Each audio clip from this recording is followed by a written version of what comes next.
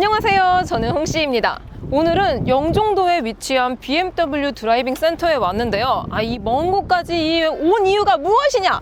바로 TS 튜닝카 페스티벌을 관람하기 위해 왔습니다.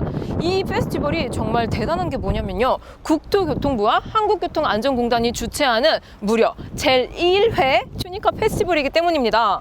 와, 진짜 막 차 좀 좋아하시는 분들이 굉장히 많이 오신 것 같아요. 저도 막 작정하고 막 팔토시 끼고 막 오고 그랬거든요. 아까 셔틀버스 타고 오니까 막 이 부자지간 아들과 아버지가 있었는데 막 한 5살짜리 꼬맹이가 막 그랜저에 대한 역사를 막 읊고 있더라고요. 그만큼 이 차 좋아하시는 분들은 오늘 다 오신 것 같습니다. 그리고 이제 이 한국도 점점 이 튜닝에 대한 이런 인식이 점점 이제 양지로 올라오고 있는 것 같아서 굉장히 신선하고요. 우스갯소리로 입구에서 튜닝카 단속한다 어쩐다 하는데 그러진 않는 것 같더라고요. 오늘 튜닝카 페스티벌에는 튜닝 관련 전시 그리고 직접적인 체험도 할 수 있다고 하는데요. 저도 너무나 기대가 됩니다. 그럼 이 역사적인 TS 튜닝카 페스티벌 저와 함께 구경하러 가보실게요. 고!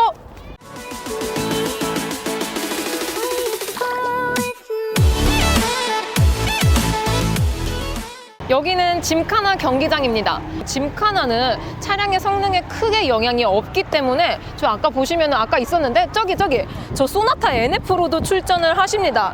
야, 그리고 제가 보여드리고 싶은 차량이 있는데 스파크거든요. 근데 일반적인 스파크가 아닙니다. 저 따라오세요. 여러분, 제가 행사장에 오자마자 레어템을 발견했습니다. 저 하얀 색깔 차량 보이시나요? 저 차가 국내에 무려 단 한 대밖에 없다고 하는데요. 폭스바겐의 루포 GTI라고 합니다. 이 차체 크기는 골프보다는 조금 작고 폴로보다는 살짝 큰 3도어 해치백 차량인데요. 저 차량이 국내에서 볼 수가 없다 보니까 이런 경기에서 진짜 완전 레어 희귀템이에요. 그래서 여러분들이 오늘 저 차량을 보신 거면 굉장히 큰 행운입니다. 근데 이런 짐카나 경기장은 빠르게 주파를 해야 되기 때문에 저런 작은 차량이 조금 더 유리합니다. 야, 지금 보시면 막 코너링이고 뭐고 진짜 기가 막힙니다. 저게 전륜구동 차량인가? 장난 아니네요. 이야. 근데 다른 차량에 비해서 굉장히 이 앞쪽, 이 프론트가 굉장히 움직임이 빠르다고 생각이 들어요. 지금 저 뒤에 있는 차량보다 프론트가 뭔가 좀 더 빨라 보이죠? 이런 코너 도는 것도 그렇고 살짝 차가 작아서 조금 더 이렇게 민첩한 그런 성능을 보여주는 것 같습니다. 야, 저렇게 원돌이 가면은 엄청 어지러울 텐데 운전자님 무사하신가요? 여기 있는 이 차량들은 짐카나 시합 출전 지금 직전의 차량들인 것 같은데요. 여기 앞에 있는 이 스파크가 굉장히 눈에 띕니다. 일반적인 스파크가 절대 아니에요. 여기 가까이 와보세요. 여기 휠과 타이어부터가 굉장히 다른데요. 여기 휠 안쪽에 보시면은 캘리퍼라고 하죠. 빨간색이랑 금색. 이게 두 개가 잡혀 있습니다. 보통의 이런 경차들은 뒤에 드럼 형식이 들어가 있잖아요. 브레이크가. 근데 이 차량은 이 경주용을 위해서 디스크로 바꾸고 또 캘리퍼가 금색깔, 빨간색깔 두 개나 장착이 되어 있습니다. 그래서 일반적인 차량들보다 좀 더 이런 제동력이 조금 더 섬세할 것 같다는 생각이 들어요. 그리고 안쪽에 보시면은 일반적인 우리 사이드는 이렇게 당기는 형식이잖아요. 그래서 이게 끝인데 이렇게 경기용, 출전용으로 튜닝이 된 차량들은 이런 세기까지 조절할 수 있다고 합니다. 앞쪽에 이렇게 봉이 이렇게 솟아 있어요. 기어봉처럼. 그래서 이 사이드를 조금 더 이제 세밀하게 좀 직관적으로 이렇게 당길 수 있다는 장점이 있는 것 같아요. 확실히 경기용 차량과 일반 공도주행 차량은 정말 엄청 많이 다른 것 같습니다. 지금 저 코너를 돌고 있는 저 차량도 방금 봤었던 차량만큼 굉장히 희귀한 차량인데요.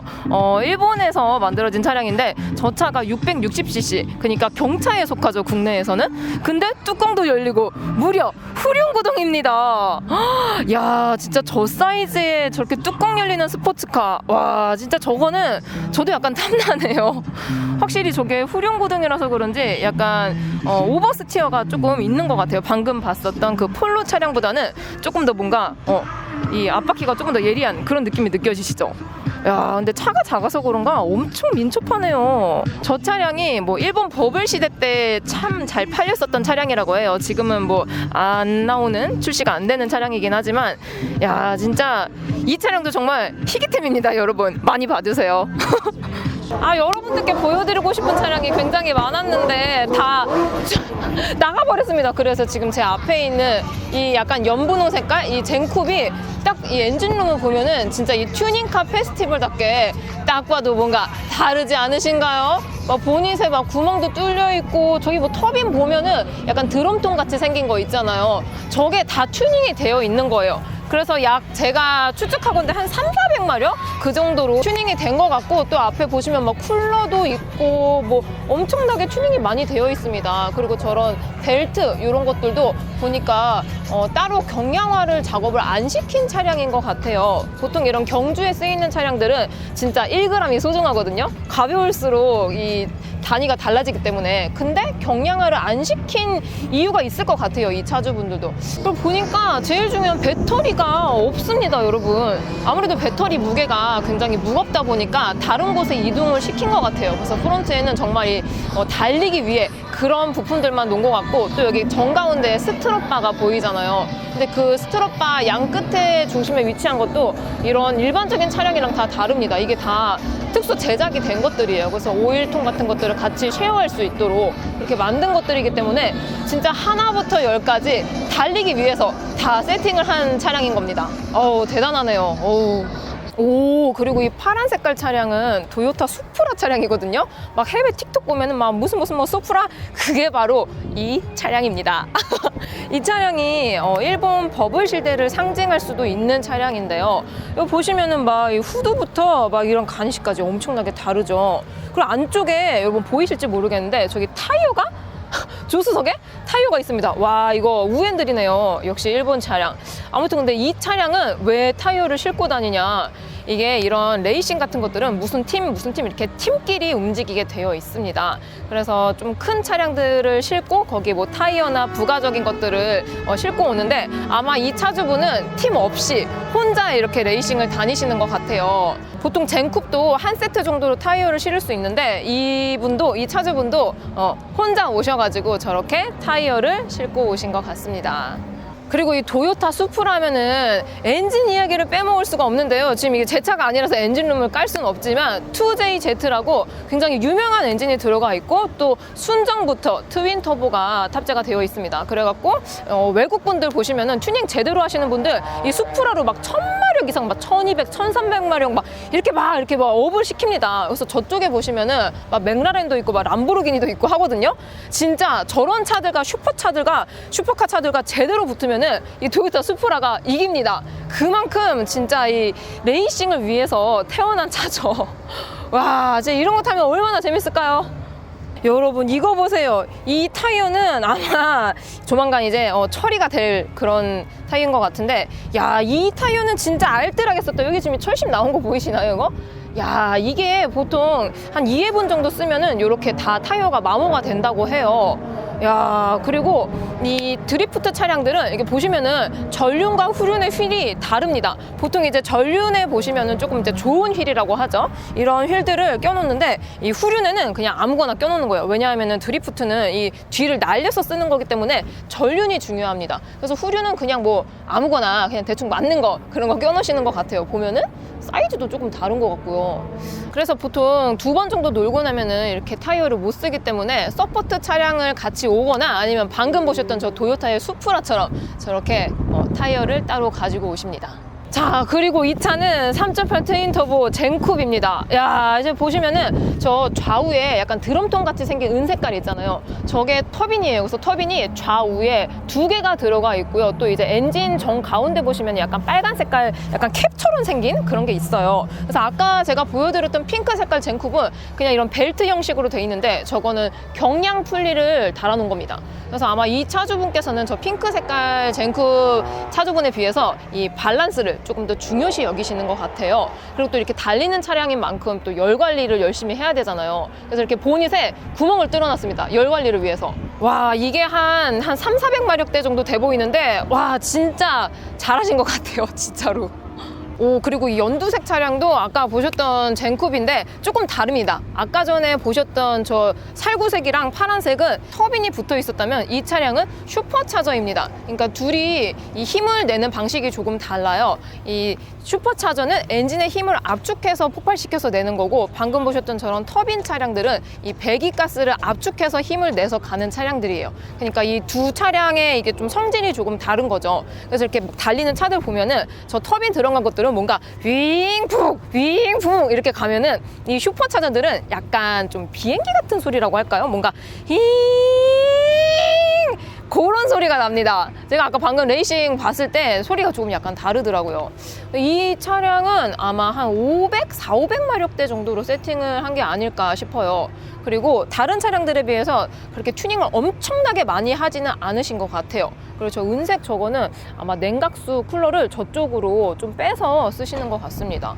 이 차량도 3.8 트윈터보 젠쿱 차량인데, 좀 레어텐 차량들이 지금 빠져가지고 계속 젠쿱이긴 한데, 이 차량도 이렇게 두 개 터보가 달려가 있습니다. 근데 이 차량은 다른 차량들과 다르게 조금 방열에 신경을 써서 튜닝을 한 것 같아요. 여기 안쪽에 쿨러 보시면은 이렇게 좀 알루미늄 호일처럼 보이시는 거 있잖아요. 이게 엔진에서 오는 열을 직접적으로 좀 덜 받기 위해서 이렇게 좀 마감을 또 해둔 것 같습니다. 그리고 또 안쪽에 보시면은 여기 범퍼 쪽에 여기는 미션 오일을 좀 냉각시켜주는 팬이고요. 이 우측에는 팬이 달려있고, 이 좌측에는 이 스티어링 휠 이쪽 조작계를 좀 쿨링을 시켜주는 쿨러가 들어가 있습니다. 그래서 이렇게 드리프트를 하는 차량들은 뭐 미션도 중요하고 뭐 엔진도 중요하지만, 이 스티어링의 오일이 열을 받게 되면은 정작 제일 필요한 이 핸들링을 못하게 되므로 이렇게 직접적으로 열을 조금 분산할 수 있도록 팬을 이렇게 달아놓은 것 같습니다. 그리고 이 범퍼 안쪽에 보면은 인터쿨러가 다른 차량들은 수평으로 서 있는데, 이 차량은 약간 좀 45도로 기울어져 있습니다. 뭐 지금과 같은 여름엔 좀 덜한데, 이제 겨울에는 좀 이제 그 냉간식 이런 시간이 조금 더 짧다 보니까 막 저 앞에 뭐 박스 막아놓고 막 그런 차량들도 있는데, 이 차량은 조금 더 이제 엔진의 열을 빨리 받기 위해서 이 인터쿨러 각도를 살짝 바꿔놓은 것 같아요. 그래서 이런 디테일의 차이가 승부를 결정을 하는 것 같습니다. 보면은 스포일러도 굉장히 생김새가 다르게 생겼습니다. 지금 저기 보시는 저 주황 색깔 차량 스포일러가 굉장히 다르게 생겼죠. 저게 이 오리 궁뎅이처럼 생겼다 해가지고 덕테일이라고 부릅니다. 요즘은 저런 형상이 조금 더 유행이라고 하더라고요. 그리고 이 차량, 이 연두색 차량에 있는 저 스포일러는 또 형상이 되게 다르죠.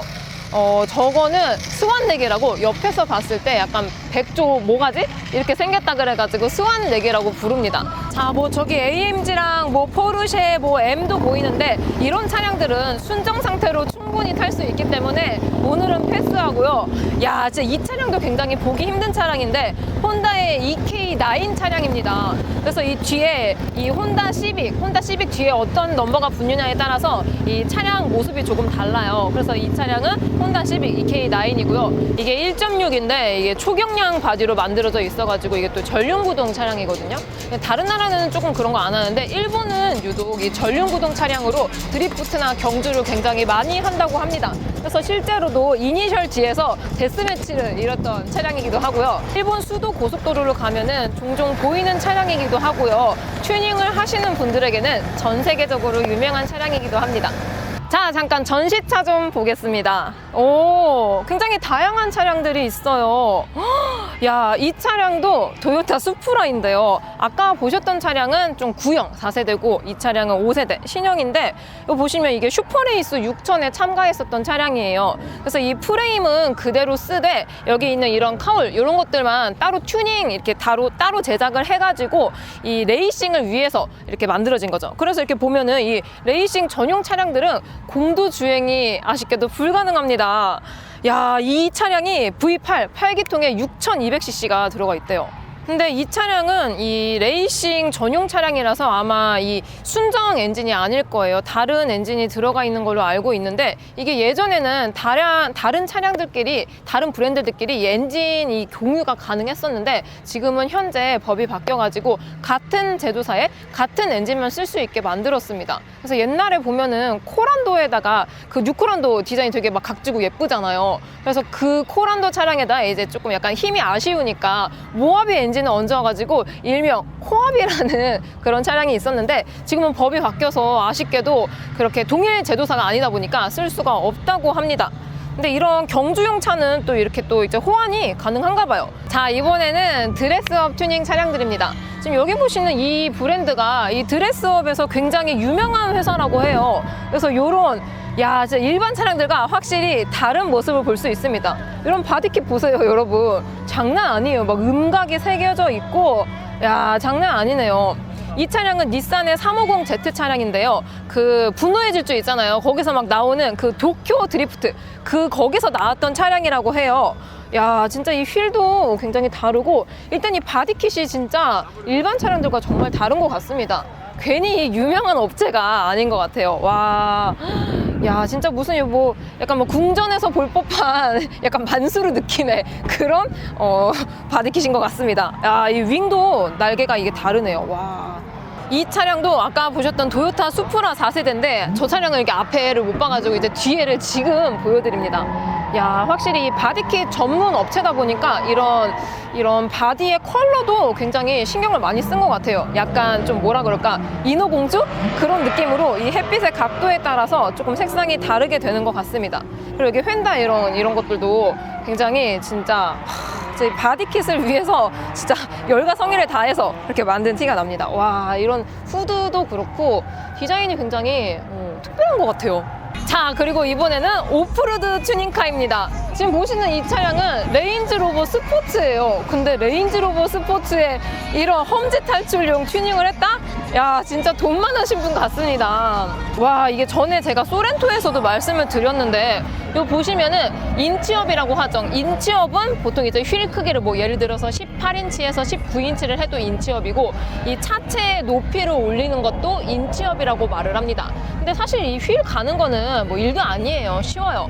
근데 이런 높이를 올리는 게 굉장히 어렵습니다. 특히 그리고 이 레인지로버 스포츠는 프레임 바디가 아니고 모노코크 바디예요. 그래서 보통 이렇게 인치업을 조금 하기 쉬운 차량들은 랭글러라든지 아니면 모하비 같은 이런 프레임 바디는 이 밑에 판이 있고 여기 사람 승객이 타는데 그 사이를 이렇게 좀 사이를 띄워서 이렇게 올릴 수가 있는데, 모노코크 바디는 그런 작업이 굉장히 힘들어서 국내에서 하는 업체도 없고, 또 한들 이제 부품도 수급이 어렵고 또 작업도 어렵기 때문에 굉장히 하기 힘든 거를 이 차주분은 해내셨습니다.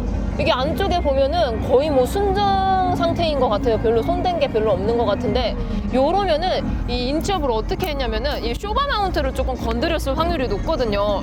그래서 이 차주분은 진짜 대단하신 거죠. 진짜 돈 많으신 분 같아요. 이런 차량으로 어떻게 인치업을? 대단하십니다.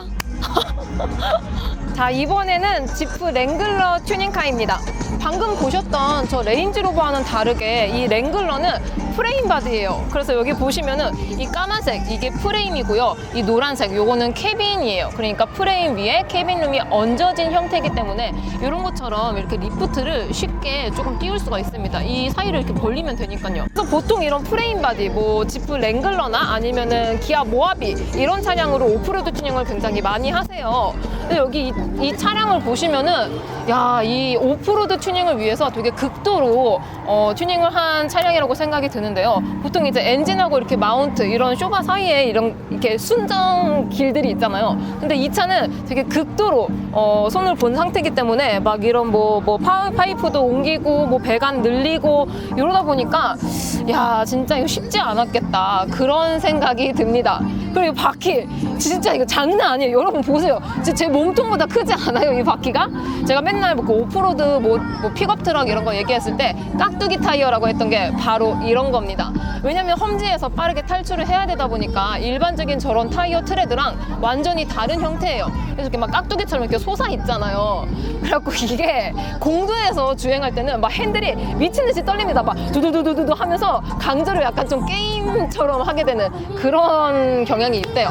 그래가지고 아무래도 이런 오프로드 차량은 공도를 주행하기가 조금 힘들지 않을까 그런 생각이 듭니다. 여러분 또 정말 한국에서 보기 힘든 차량이 또 제가 발견했습니다. 바로 다트 챌린저 차량인데요. 아마 한 73년도에서 74년도식으로 추정이 됩니다. 이 차량을 보니까 번호판도 그대로 있고 그냥 일반 공도에서 운행을 하시는 차량인 것 같아요. 야, 진짜 이렇게 오래된 차량을 진짜 이런 차량을 진짜 본 게 진짜 흔치가 않고 저도 너무 처음 봤고 약간 말이 버벅대는데 아, 디자인이 장난이 아닙니다. 이때 당시에 이게 지금 보면은 일본 번호판이 있거든요. 그때 당시 일본에서도 이런 미국식의 이런 디자인이 좋아서 이렇게 각지고 약간 약간 미국 감성, 약간 머스탱 그런 느낌을 많이 표방을 했다고 합니다. 여기 보시면 루프도 리스토어를 다시 하신 것 같아요. 가죽 재질이 30, 40년 된 그런 가죽 재질은 아닌 것 같아요. 실내를 보게 되면은 야, 클래식의 끝판왕입니다, 여러분. 기어도 수동이 아니고 자동이에요. 저 당시에 수동 차량들이 훨씬 많았는데 자동인 거를 보면은 와, 그리고 여기 이 페인트 칠을 봤을 때 이게 순정인지 아닌지 잘 모르겠어요. 그래서 이게 차 문을 또 열 수 있더라고요. 이런 감성도 굉장히 레트로합니다. 그래서 차 앞쪽을 봤을 때 와, 이게 순정 상태인 것 같진 않아요. 보면 약간 여기 안쪽에 만져보면은 한 번 더 덧칠을 했다는 거를 느낄 수가 있습니다. 아이고 여기 아이고 이거 크게 열 수가 없는데 여기 정비하시다가 나사 하나는 빠지실 것 같아요. 그래서 이렇게 올드카까지 볼 수 있다는 게 굉장히 흥미로운 것 같습니다. 야, 이런 차는 진짜 보면은 사진 한번 찍어줘야 돼요. 뿌이! 지금까지 보셨던 튜닝카 직접 체험을 하실 수도 있습니다. 여기 보시면은 저렇게 이 서킷을 돌면서 직접 드리프트라든지 이런 것들을 체험을 하실 수가 있어요. 야, 저렇게 뭐 연막탄 뿜듯이 연기가 장난이 아닙니다. 야, 저 젠쿠비 후륜구동 베이스 차량이라 가지고 저렇게 드리프트 하기가 굉장히 용이한 차량이에요. 보면은 막 이렇게 서킷 위주로 다 튜닝을 했기 때문에 야, 바퀴 미끄러지는 거 보세요. 난리가 아닙니다. 완전 무슨 영화에서나 보던 그런 장면이 제 눈앞에 펼쳐지고 있습니다. 야, 진짜 장난 아닌데요. 와, 저런 게 굉장히 고급 스킬이거든요. 약간 리어가 날리면서 이렇게 핸들링으로만 조절을 해야 되는 건데 저게 진짜 웬만한 프로 카레이서가 아니면은 하기가 힘듭니다. 제가 또 서킷을 안 타본 게 아닌데 저렇게까지는 못 하겠더라고요. 저는 신차 위주로 서킷에서 타보다 보니까 조금 얌전하게 탈 수밖에 없는 환경이었었는데 이렇게 달리기 위해서 이렇게 튜닝이 된 차량들로 막 드리프트하고 막 전륜으로 막 날아오르고 진짜 이게 실제로 보니까 이 열기가 정말 생생하게 느껴집니다. 아, 이 열기를 여러분들께도 고스란히 전해드리고 싶은데 어떻게 이게 화면에 잘 담겼을지는 모르겠습니다. 야, 진짜 정말 최고입니다. 튜닝카 페스티벌에는 체험존 말고도 이런 캠핑카 전시존이 따로 마련이 되어 있습니다. 저 위쪽에 뭐 하비, 가이아 다양한 브랜드들이 전시가 되어 있는데요. 아직까지는 1회라서 그런지 제가 생각했던 것보다는 규모가 살짝은 작은 듯합니다. 그래서 제가 여러분들께 진짜 엄청나게 보여드리고 싶은 차량이 있는데요. 바로 이 차량입니다. 여기 보시면은 렉스턴 칸 기반으로 만들어진 트레일러, 그러니까 캠핑카인데요. 보통의 이런 픽업 트럭으로 캠핑카를 개조하게 되면은 이 트렁크 부분이라고 하죠. 이 트렁크 부분을 떼버리고 따로 개조를 하기 때문에 이거 그냥 고물 처리를 해버린대요. 아니, 근데 이게 새 차인데 그냥 버리면 아깝지 않아요? 그래서 이 가이아라는 브랜드는 이 고물 처리 될 뻔한 이 트렁크 존을 따로 개조를 해가지고 비용도 아끼고 약간 일석이조의 개념으로 아이디어가 굉장히 돋보인다고 생각이 듭니다. 그리고 이 브랜드는 이런 팝업 텐트, 이 루프탑 텐트도 굉장히 잘 만드는 브랜드이기 때문에 이런 아이디어를 접목시켜가지고 굉장히 잘 만든 것 같아요. 보면은 공간도 널찍하고 굉장한 아이디어 상품이라고 생각이 듭니다. 자, 이렇게 역사적인 첫 튜닝카 페스티벌 관람을 해봤습니다. TS 주최로 이런 행사를 한다는 게 굉장히 신선한 것 같습니다. 최근 국토부에서는 이런 소규모 자동차 제작 업체들에게 규제 완화 등의 지속적인 노력을 계속 보여주고 있는데요. 이 자동차 좋아하시는 분들에게는 특히나 희소식이 될 것 같습니다. 저는 좀 이렇게 튜닝에 대해서 많이 알지도 못하고 또 이 튜닝 시장이 생각보다 엄청나게 큽니다. 그래서 제가 오늘 보여드렸던 것 중에서 분명히 틀린 점도 있을 것 같은데 너그럽게 양해 부탁드리고요. 오늘 보셨던 차량 중에서 뭐 너무 예쁘다 아니면 궁금하다 이런 차량이 있으시다면 댓글로 남겨주시고요. 저는 그럼 다음 영상 때 뵙도록 하겠습니다. 오늘도 저의 영상이 재밌고 도움이 많이 되셨다면 좋아요와 구독 그리고 알림 설정까지. 다음 시간에 또 뵐게요. 안녕.